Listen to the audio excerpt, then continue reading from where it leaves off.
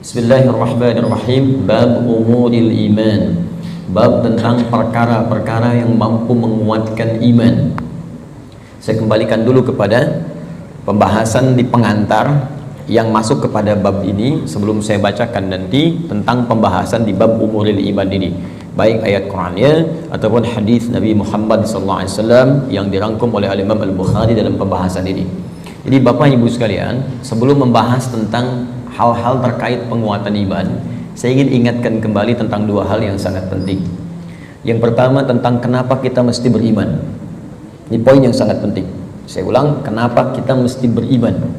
Ya, bukan hanya sekedar fitrah dalam kehidupan, tapi nanti ada 5 hal yang langsung Allah janjikan dalam Al-Quran ketika kita benar-benar menanamkan iman dalam diri kita. Jadi kalau kita mampu beriman dengan benar kepada Allah, maka Allah akan berikan 5 keistimewaan yang tidak akan diberikan selain kepada orang-orang beriman, walaupun mereka hidup dalam kehidupan dunia. Jadi 5 hal ini Allah akan berikan. Yang pertama, ada jaminan langsung Allah berikan kepada orang-orang yang yakin tanpa ragu dengan Allah, yaitu beriman kepada Allah, bahwa ia mendapatkan kabar gembira langsung dari Allah, memiliki setengah bagian dari 2 hal yang dibutuhkan untuk masuk surga. Memiliki setengah bagian atau 1 dari 2 hal yang dibutuhkan untuk masuk surga. Saya sering istilahkan, dia telah mendapatkan dari setengah kunci surga. Dan ini berita kabar gembira dari Allah sebelum orang ini wafat, bahkan sejak hidup, dengan turunnya Quran surah kedua Al-Baqarah ayat ke-25 yang paling kanan sebelah atas di mushaf. Wa basyiril ladzina amanu wa 'amilus shalihat anna lahum jannatin tajri min tahtiha al-anhar. Baik, kata Allah, Muhammad sallallahu alaihi wasallam, berikan kabar gembira. Baik, ada orang-orang yang aku telah siapkan surga, ragam surga untuk mereka. Dia ada jenis-jenis surga, ada surga Firdaus, ada surga Aden, kan? Nanti insya Allah saat kita dengan izin Allah diperkenankan masuk ke dalamnya, kita akan melihat ada di bagian mana di surga kita yang kita banggakan itu, dan yang kita impikan itu. Dia ada beberapa bagian-bagian surga yang akan diperoleh berdasarkan amalan-amalan kita. Yang biasa puasa masuk surga Ar-Rayyan, pintunya Ar-Rayyan, ya, pintunya. Yang biasa tahajud lewat pintu tahajud, biasa sedekah pintu sedekah. Nanti ada tingkat tertingginya, ada Firdaus, ada Aden, dan lain-lain sebagainya. Baik, kata Allah, aku telah siapkan aneka ragam surga ini untuk siapa? Ada yang paling menarik. Wa basyiril ladzina amanu, berikan kabar gembira ini pertama bagi para pemilik iman. Nah, ini syarat untuk masuk surga itu ada iman. Baik ya? Ada orang punya, misalnya, mohon maaf ya, sekali lagi saya ilustrasikan, dan Quran tidak akan sama dengan ilustrasi ini. Laisa kamitslihi syai'un. Tidak ada yang sama dengan Allah Subhanahu wa taala. Perhatikan kalimatnya. Misalnya begini, Anda akan datang misalnya ke istana, ya, diundang oleh presiden misalnya, atau penguasa tertentu. Maka orang ini memberi syarat. Anda boleh datang misalnya ke istana dengan catatan menggunakan pakaian yang rapi, spesifikasinya begini, pakai sepatu, jamnya jam sekian. Jelas ya? Maka ketika Anda menyalahi ketentuan itu, Anda tidak bisa masuk. Jelas? Satu itu. Yang kedua, pemilik sesuatu lebih tahu tentang ukuran dan kriteria apa, supaya kita bisa mendapatkan dari apa yang dimiliki oleh pemilik itu. Anda ingin ke istana, yang punya istana punya ketentuan. Anda nggak bisa bikin ketentuan sendiri. Jelas? Anda masuk komplek angkatan laut, maka komplek ini punya aturan yang harus diikuti. Tidak bisa Anda sendiri bikin aturan. Anda ingin ke surga, yang punya surga itu Allah, maka Allah bikin aturan. Nggak bisa Anda bikin aturan sendiri. Kalau di rumah Anda sekarang, Anda yang punya aturan, saya masuk ke rumah Anda, saya ikuti aturan Anda. Anda masuk ke rumah Allah, karena masjid rumah Allah, maka ikuti aturan Allah. Masuk rumah Anda, ucapkan Assalamualaikum. Masuk rumah Allah, kaki kanan masuk, ucapkan doa. Keluar kaki kiri, ucapkan doa. Ada aturannya. Sekarang kita ingin ke surga. Surga itu bukan punya kita. Surga punya Allah. Allah yang punya. Maka Allah yang punya surga itu memberikan berita siapa yang bisa masuk ke situ. Kata Allah, orang yang bisa masuk ke surga adalah hamba-hambaku yang punya 2 syarat saat dia hidup di dunia. Apa syaratnya? Dan ini berita gembira. Ada orang sebelum wafat diberikan berita gembira. Kalau punya 2 hal ini, Anda berpeluang bisa memilih dari pintu mana Anda akan masuk ke surga yang Anda idamkan itu, sesuai dengan amalan-amalan yang kita kerjakan. Nah, di antara 2 ini, syarat pertamanya iman. Kata Allah, wa basyiril ladzina amanu, berikan kabar gembira pada orang yang telah punya iman. Dan kalimatnya menggunakan alladzina, disebutkan 1080 kali dalam Al-Quran. Ismun mausulun yadullu alal jam'il jam'iyah. Kata sambung konjungsi kadang menunjuk pada objek tanpa batas. Jadi bisa untuk orang dewasa, anak kecil, laki-laki, perempuan, tua, muda, ya, maaf, kaya, cukup, semua kalangan tanpa batas. Artinya, kata Allah, saya buka surga ini untuk siapapun. Nggak ada status dunia yang bisa mempengaruhi seseorang masuk surga. Di surga tidak diukur dengan seberapa kayakah Anda. Hati-hati kalau Anda mendapatkan tingkat kekayaan dan Anda merasa kaya dengan itu, belum bebas Anda, hati-hati, belum bebas Anda dengan persyaratan untuk mendapatkan surga. Belum tentu harta menjadi jaminan untuk masuk surga. Anda punya kedudukan tinggi, setinggi apapun, tapi kedudukan itu tidak otomatis menjamin Anda masuk surga. Karena syarat masuk surga bukan kedudukan. Kalau syarat masuk surga kedudukan, Firaun paling duluan masuk surga, Namrud lebih duluan masuk surga. Jelas? Baik, karena syarat masuk surga itu kaya, maka Qarun itu paling depan masuk surga. Tapi ingat, syarat surga kata Allah bukan kekayaan, bukan kedudukan. Dia jangan bangga dulu kalau punya kedudukan tinggi atau harta melimpah, karena itu belum jadi ukuran kebaikan di hadapan Allah Subhanahu wa taala. Kecuali nanti kedudukan atau harta itu diisi dengan iman. Iman itu yang akan menunjukkan harta dan kedudukan untuk mengerjakan amal soleh sebagai bekal ke surga. Maka golongan pertama kata Allah, saya berikan kesempatan yang luas. Baik itu tua, muda, laki, perempuan, besar, kecil, kaya, cukup, semua punya peluang ke surga. Dan itu hanya diberikan dengan satu kata saja, alladzina. Semuanya. Tapi dari semua itu, aku hanya minta 2 syarat saja. Satu, semua kalangan itu punya iman. Yakin denganku kata Allah, yakin tanpa ragu. Berbahagialah kalau sampai dengan siang hari ini kita diberikan nikmat iman oleh Allah Subhanahu wa taala. Itu kenikmatan luar biasa. Dan kita mendoakan saudara-saudari kita supaya mendapatkan bagian itu. Karena itu seringkali saya membuka ta'lim dengan berdoa, ya Allah, berikan hidayah kepada saudara-saudari kami, tetangga kami, kerabat kami, teman kami di kantor yang sampai hari ini belum beriman kepadamu, belum mengucapkan syahadat. Berikan kekuatan pada jiwanya untuk bersyahadat sebelum wafat. Alhamdulillah, Anda mungkin tetangga Anda nggak semuanya beriman. Ya, ada yang misalnya A, ada yang B, ada yang C, tahajud malam dalam sujud minta. Ya Allah, Engkau satukan kami di dunia sebagai tetangga dan pertemukan kami kembali di akhirat, ya Allah. Jangan pisahkan kami. Berikan dia hidayah. Doa itu yang tidak diketahui oleh orang yang didoakan, mungkin itu yang lebih cepat menghujam pada jiwanya. Kami di taklim di Bekasi itu selalu membiasakan meminta kepada Allah. Ya, setiap malam Jumat kita minta, berusaha. Alhamdulillah, hampir setiap pekan ada yang masuk Islam. Kemarin seorang ibu dengan 3 orang anaknya masuk Islam. Begitu selesai taklim, ternyata datang lagi 1 orang lagi, diantar oleh suaminya, dia masuk Islam lagi. Masya Allah. Jadi alhamdulillah, kita tidak tahu siapa yang mendapatkan hidayah, tapi kita bisa berdoa kepada Allah untuk memohon untuk memberikan hidayah. Satu. Nah, kemudian yang kedua, ya, wa amilus shalihat, iman dan amal saleh. Di syarat surga itu sesungguhnya kalau diucapkan ringan, iman, amal saleh, iman, amal saleh. Tapi kalau dikerjakan itu yang butuh perjuangan. Dan ini gambaran di Quran itu indah, ya. Ini sekaligus isyarat. Wawunya ma'iyah, Pak, Bu. Ma'iyah itu sesuatu yang bersanding, nempel. Ya. Adi wa Ahmad zahaba ila masjid, misalnya Nurul Bahri. Adi wa Ahmad, Adi dan Ahmad, zahaba, keduanya pergi ila masjid Nurul Bahri, ke masjid Nurul Bahri. Adi dan Ahmad kalau menggunakan wa artinya dempet, nggak pisah, bersamaan, wawunya ma'iyah bareng. Ya, Allah menyampaikan wa basyiril ladzina amanu wa amilus shalihat. Syarat untuk masuk surga itu duanya bersamaan, nggak bisa berdiri salah satu. Ya, 1 iman, 2 amal soleh. Nah, kalau kita baca dengan kaidah ilmu nahwu, otomatis keduanya ini akan saling terkait, berkelin dan memengaruhi. Artinya orang yang beriman pasti beramal soleh. Artinya amal soleh itu nggak mungkin muncul kecuali dari iman. Kalau amal semua beramal. Ya, yang belum beriman pun bisa beramal, tapi belum tentu disebut soleh. Ingat, ya, tayyib mungkin non muslim bisa mendapatkan tayyib. Ya, khair mungkin karena baik itu banyak di Quran. Ada khair, awas, ada tayyib, hati-hati. Ada ma'ruf, ada ihsan, ada saleh. 5. Tayyib, kebaikan fisik. Ya, kalau Anda makan yang sehat, yang menyehatkan, yang dibutuhkan itu thayyib namanya. Itu anjuran di Quran surah kedua ayat 168.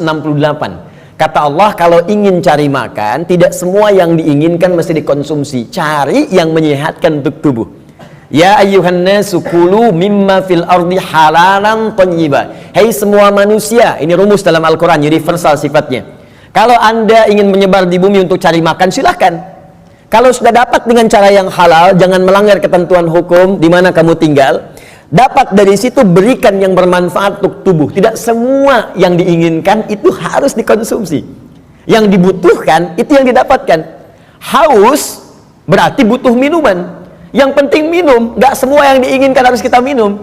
Alhamdulillah ada air bening, minum ya minum. Jangan menyulitkan diri sendiri pesan sesuatu yang tidak ada. Akhirnya membuang banyak tenaga dan waktu, dan membuang peluang amal baik yang mungkin kita kerjakan seketika. Sudah ada air bening, pengen jusnya, wah Masya Allah buah naga yang dari Hongkong misalnya. nyari, nggak ketemu, muter-muter sampai sore. Jam 5 baru dapat. Dari siang sampai jam 5 itu mungkin bisa dipakai apa gitu. Bisa tilawah, bisa baca, bisa berkreasi, macam-macam. Baik itu thayyib. Karena itu kalau Anda bertanya pada orang Arab, kaifa haluk ya akhi, apa kabar? Dia katakan alhamdulillah ana thayyib, artinya dia sehat. Kuat. Yang kedua, ada khair, itu sifat baik, sifatnya. Ya, jadi kadang-kadang kan ada yang fisiknya sehat, tapi kan pikirannya nggak bagus. Ya, tampilan bagus, pakai jas, pakai dasi, luar biasa gitu kan, tapi pencuri juga. Ya, penipu juga gitu. Nah, kalau kita ingin rubah menjadi baik sifatnya, maka rubah kalimatnya menjadi khair. Ya, karena ada Bang Thayyib 2 kali puasa, 2 kali lebaran nggak pulang-pulang, padahal dia sehat kan. Baik. Nah, kalau kita ingin rubah pada sifat, jadikan khair. Quran surah 3 ayat 110. Kuntum khaira ummah. Orang Islam itu pasti sifatnya baik. Kata Allah, kalian umat terbaik. Sifatnya jujur, sabar, tawadu. Jadi kalau ada orang itu jujur, orang Islam itu mesti lebih jujur. Kalau ada orang sabar, orang Islam lebih sabar. Kalau ada orang tawadu, rendah hati, yang muslim itu pasti lebih rendah hati. Cukuplah keislaman kita menjadikan kita baik, punya sifat baik. Ini aneh sebetulnya kalau ada orang Islam nggak baik, itu aneh. Karena semua ajaran di Quran membimbing kita jadi baik, Pak, Bu. Jadi kalau semuka bumi se-Indonesia aja lah muslim, sudahlah, pasti baik. Jadi kalau ada orang Islam berbuat yang tidak baik, pasti ada yang tidak tepat dengan pelajaran keislamannya. Mustahil itu. Ya, mustahil ada orang Islam melakukan bom, ya misalnya di tempat-tempat yang tidak dibenarkan. Bom bunuh diri, bom ini, bom itu, tembak orang, bunuh orang, tusuk orang, mustahil.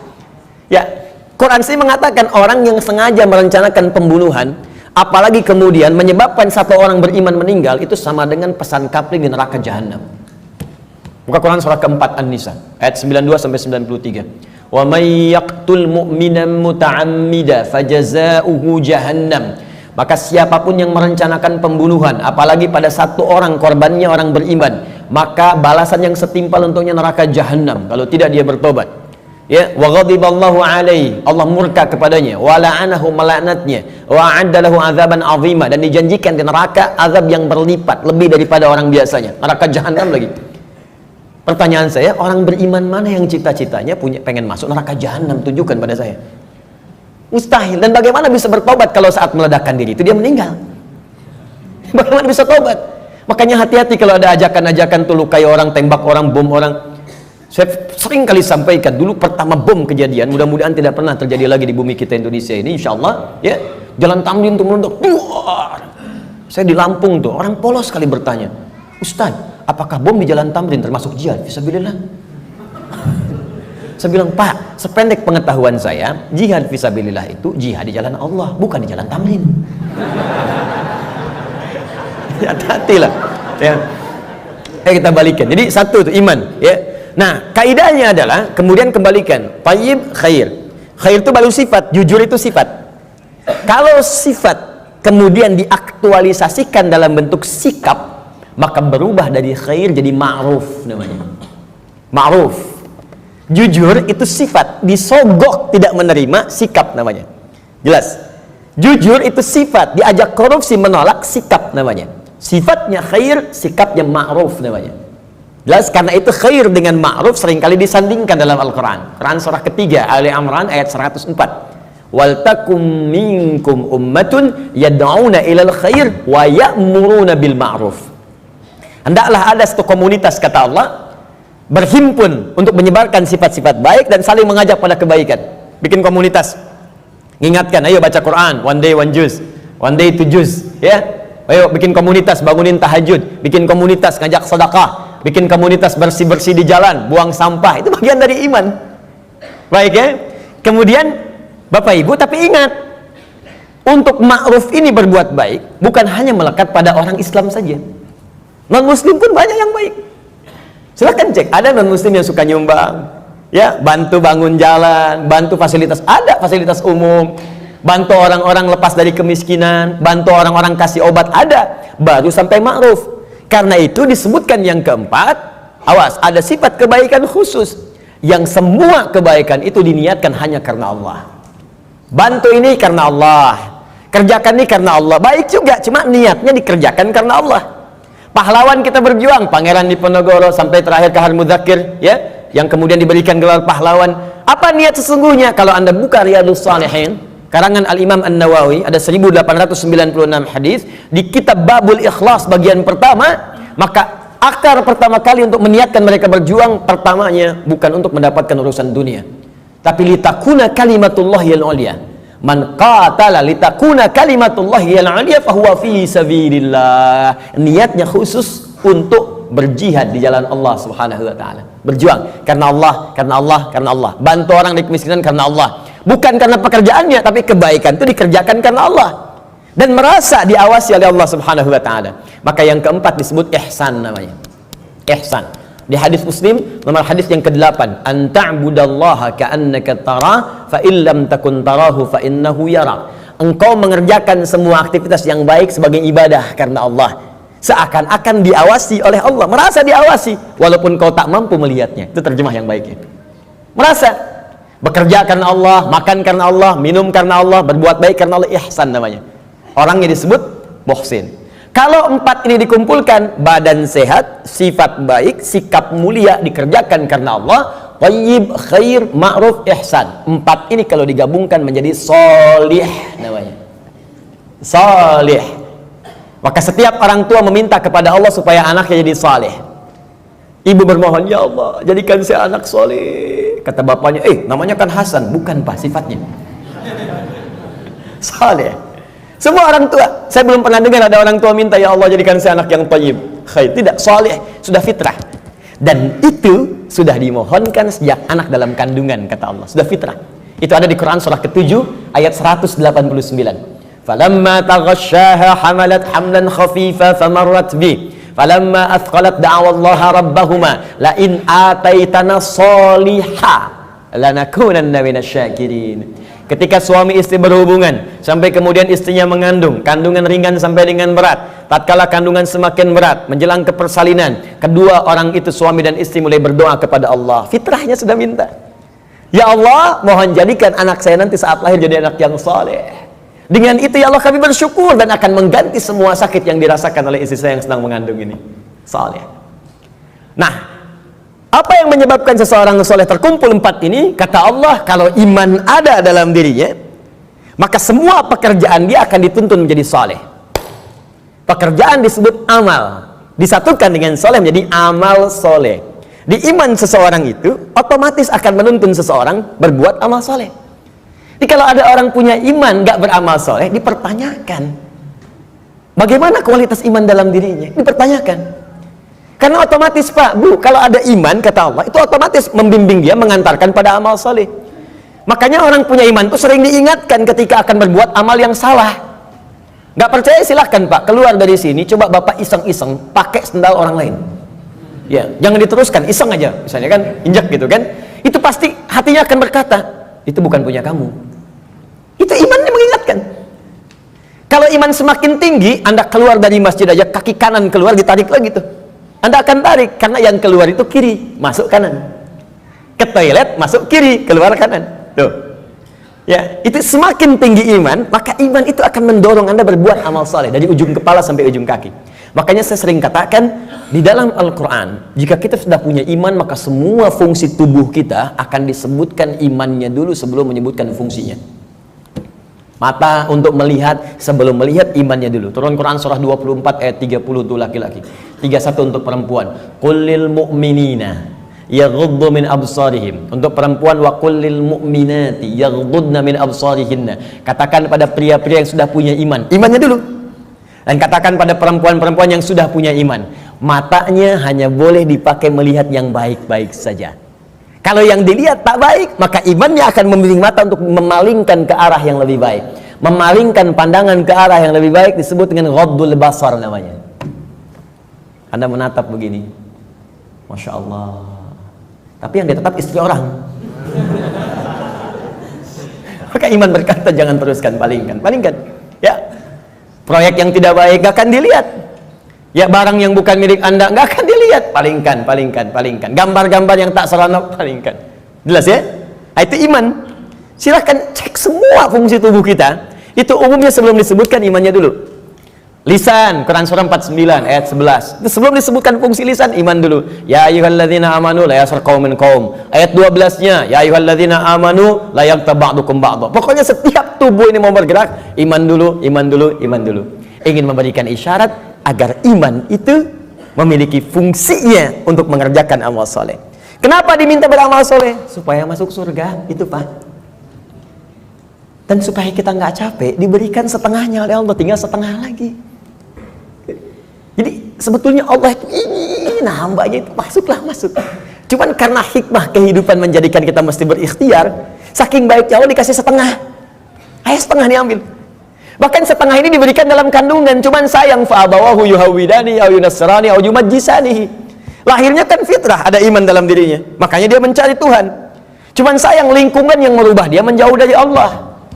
Ada yang pengaruh ini, ada yang pengaruh itu, lingkungan, karena TV, karena tinggal di tempat tertentu, karena pasangan. Ya, Masya Allah, tega meninggalkan cinta Allah hanya untuk cinta dunia.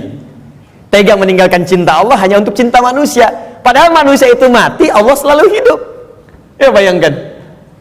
Ya, mencintai sesuatu yang gak ada itu kan semu sifatnya. Anda mencintai barang, barangnya rusak. Ketika barangnya rusak, bagaimana cintanya bisa bertahan? Cinta manusia tidak abadi. Kalau ingin abadi, bawa dia sampai mendapatkan ridha Allah, sampai ke surga, baru abadi. Tapi kalau Anda mengeluarkan diri Anda dari surga, bagaimana bisa abadi?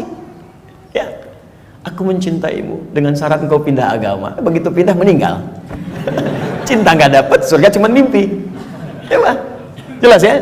Baik, jadi teman-teman sekalian, bagian pertama, ketika Allah meminta kita beriman, sesungguhnya dengan iman itu Allah ingin memberikan garansi kepada kita bahwa Anda hamba yang terlindungi, dengan izin Allah bisa mendapatkan surga jika iman itu kita gunakan untuk menenun amal saleh. Jelas? Kalau amal saja tidak ada iman, maka tidak menjadi saleh. Maka orang yang belum beriman beramal baik, amalnya tidak disebut amal saleh, amal saja, amal khair. Gak pernah disebut saleh dalam istilah Al-Quran. Jelas ya? Nanti ketika dia berbuat baik dibalas di dunia. Cuman karena kaidah surga itu ada iman, dan iman itu nggak ada, maka di akhirat tidak diberikan balasannya. Keadilan Allah menjadikan balasan itu diberikan di dunia. Karena investasi amalan itu bukan untuk akhirat, dunia.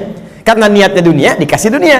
Kalau untuk akhirat, diberikan juga akhirat bagiannya. Turunlah Quran surah ke-25 ayat 23. Nanti kalau ada non muslim bertanya, di mana keadilan Allah Tuhanmu itu?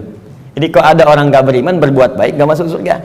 Tapi ada orang beriman salah juga berpeluang masuk surga. Maka jawab kepada beliau, ya, kaidah surga itu kaidahnya syarat iman yang pertama kali, ya, bukan syarat dunia. Maka ingin masuk surga ada persyaratan. Anda masuk kampus ada persyaratan, masuk surga pun ada persyaratan. Anda lulus di satu hal tapi nggak lulus di yang lainnya, nggak bisa masuk kampus. Anda lulus satu hal nggak lulus yang lainnya, ya sulit masuk surga.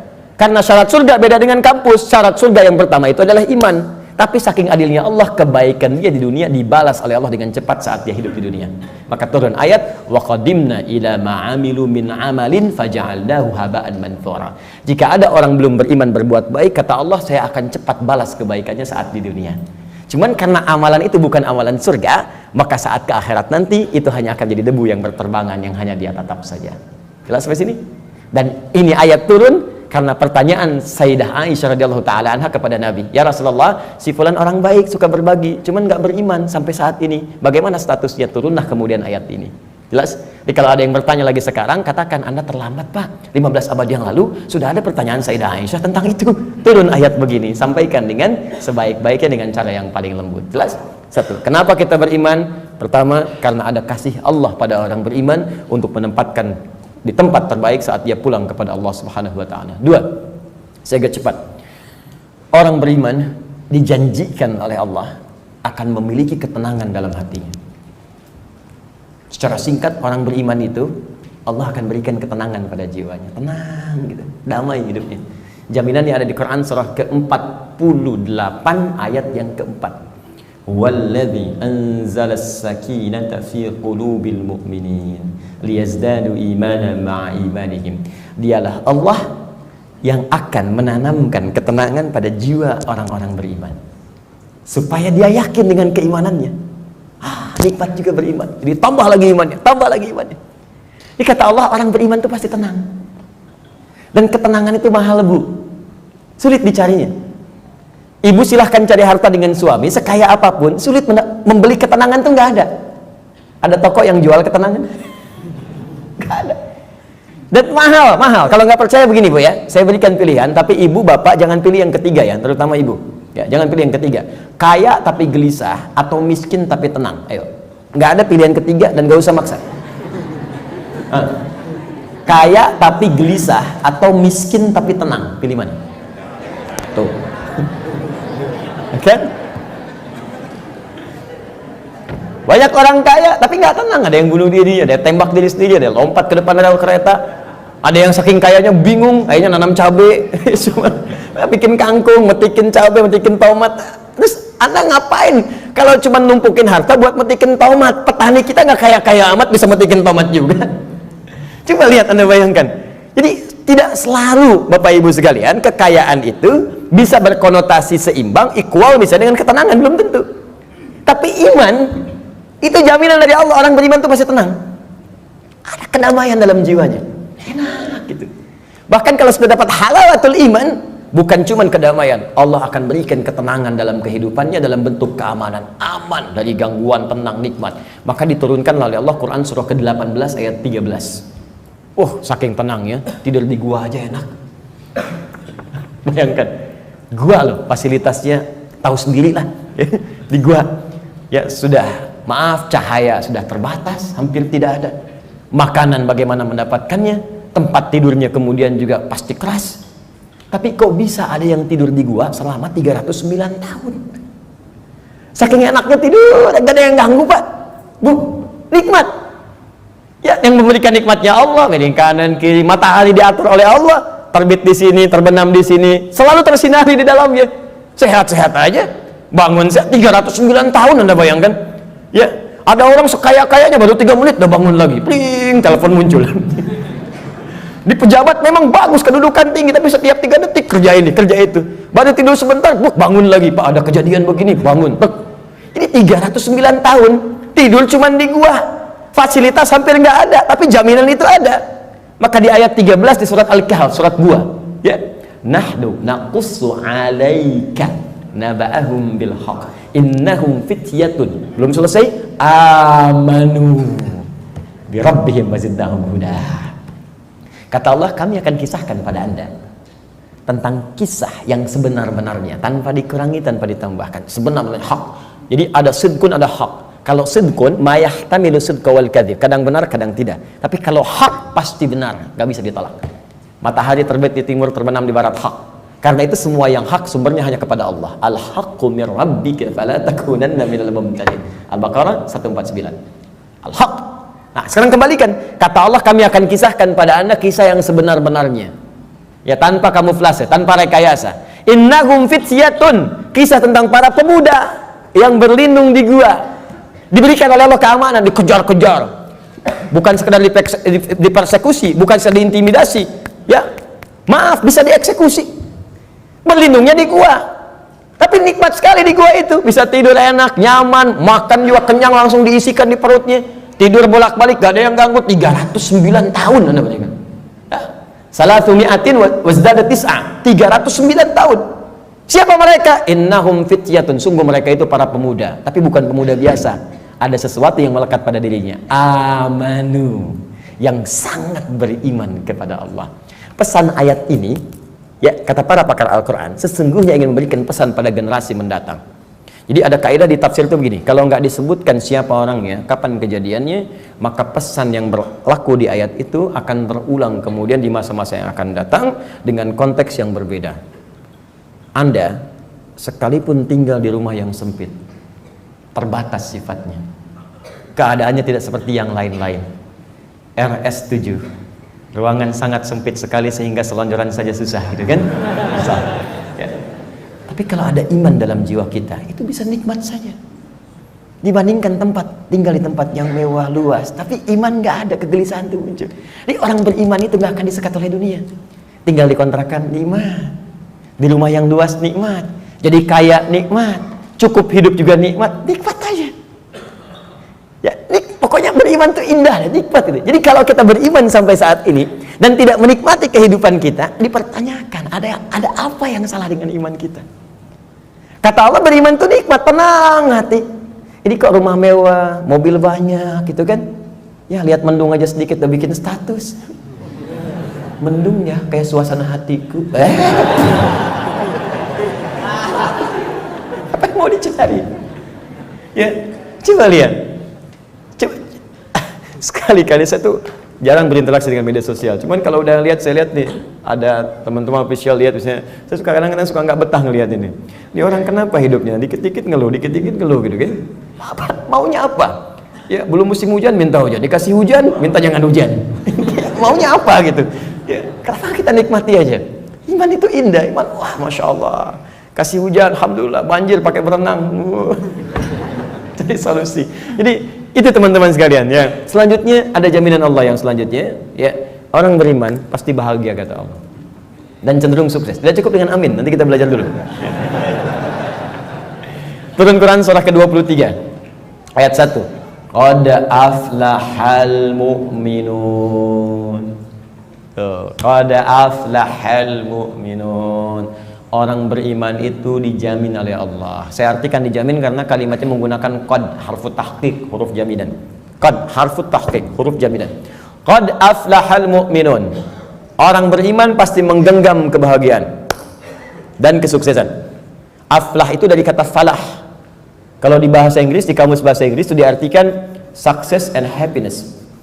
Sukses dan bahagia. Ya, digenggam. Kalau digenggam menjadi aflah namanya, aflah. Kata Allah, orang beriman itu pasti menggenggam kesuksesan dan kebahagiaan. Pasti tergenggam dalam diri. Cukuplah dengan beriman akan bahagia. Cukup dengan beriman sukses dalam pekerjaan yang kita kemudian lakukan. Walaupun barangkali level kesuksesan itu dalam pandangan orang bisa beda-beda. Bagi si A, manajer itu bagian kesuksesan hidupnya. Yang lain levelnya direktur, yang lain komisaris. Pokoknya levelnya bisa berbeda, tapi sukses. Silahkan cek semua sahabat Nabi, di semua bidangnya sukses dan bahagia.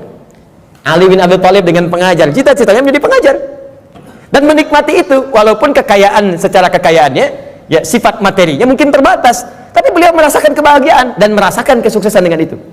Abdurrahman bin Auf kaya luar biasa, sampai kapaknya terbuat dari emas. Abdurrahman bin Auf dan menikmati itu dan bahagia juga, bahkan terjamin surga. Ada di lisan Nabi.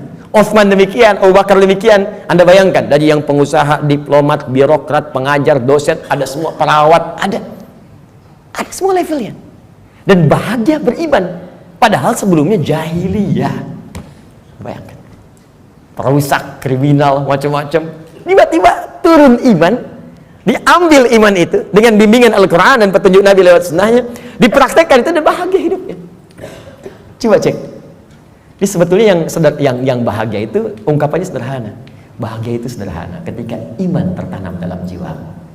Kalau dunia relatif, bahagia itu sederhana, cukup dengan secangkir kopi. Bagi tukang kopi, tukang teh tidak, ya kan?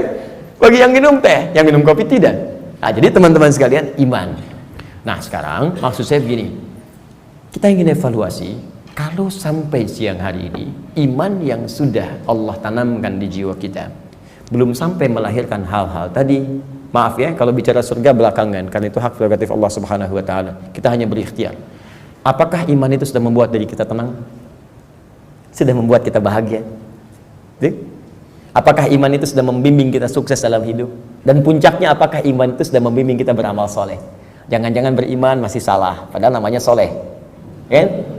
Jangan-jangan beriman tapi mesti berbuat maksiat, mata bermaksiat, telinga bermaksiat, lisan bermaksiat. Ada apa yang salah? Apa yang keliru?